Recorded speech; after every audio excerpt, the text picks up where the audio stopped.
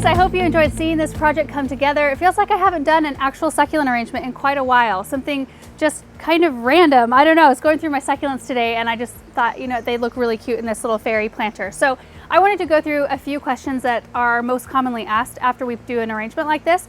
First of all, I did put drainage in this container. This is made out of resin, so I think you could use either a diamond tile drill bit or this is a glass and tile bit. My diamond tile drill bit is a 1/2 inch, so that's kind of big. I didn't want that big of a drainage hole in this container, so I just made 3 drainage holes instead of one great big one. So this does have drainage. And then I used the cactus mix. This is the soil I've been using for a long time, and I have really good luck with it. And I do see you guys ask that question a lot, what I like, and if I add anything to it. I actually don't add a thing to it. They seem to be happy.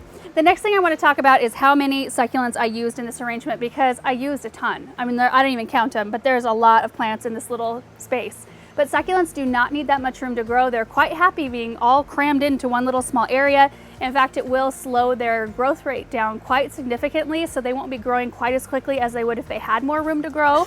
So I expect to get several months, up to a year out of an arrangement like this. I'll have to do minor grooming. You know, every once in a while you'll have like a dried up leaf or something like that I'll have to pull off. And then eventually I might pop out one here or there to give the other ones a little bit more room. And then probably at about a year mark, I would need to dismantle this arrangement and start over, kind of reconstructing it.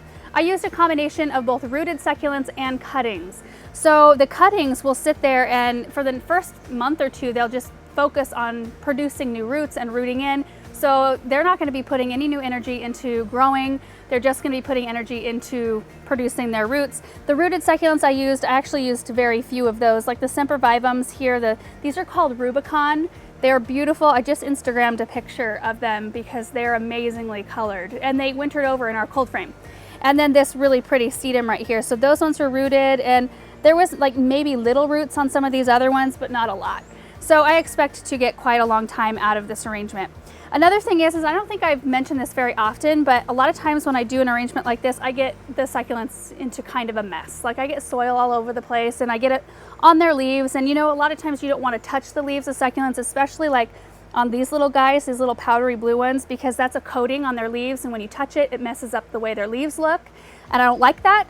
So I can use this is actually a lens brush, but you can use a really soft paintbrush to kind of go in and just gently remove any soil or any crap that you get on the leaves off, and it doesn't mar up their leaves quite as bad. So I stole this from Erin. This is camera lens cleaning brush. And then about watering, because I can't get a water can in there very good, or you know, I would never use a hose on something like this, I use a large syringe, and we will link all of these things down below, but this thing is a lifesaver when it comes to any of my succulents. I use this for my propagation trays as well, but it makes it really easy just to direct it in between the succulents and squeeze in just a little bit of water. Just enough so you can really control where the water goes and how much you're giving the succulents.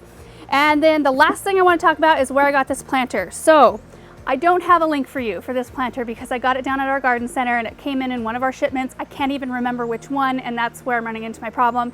So if you guys have seen this planter anywhere or you know where it's from, please leave a comment down below with the link, because I think that a lot of people would like to know, as well as myself, because I think this is such a cute planter. So you could use it as like a little girl planter, but I think the wings make it magical. I love it.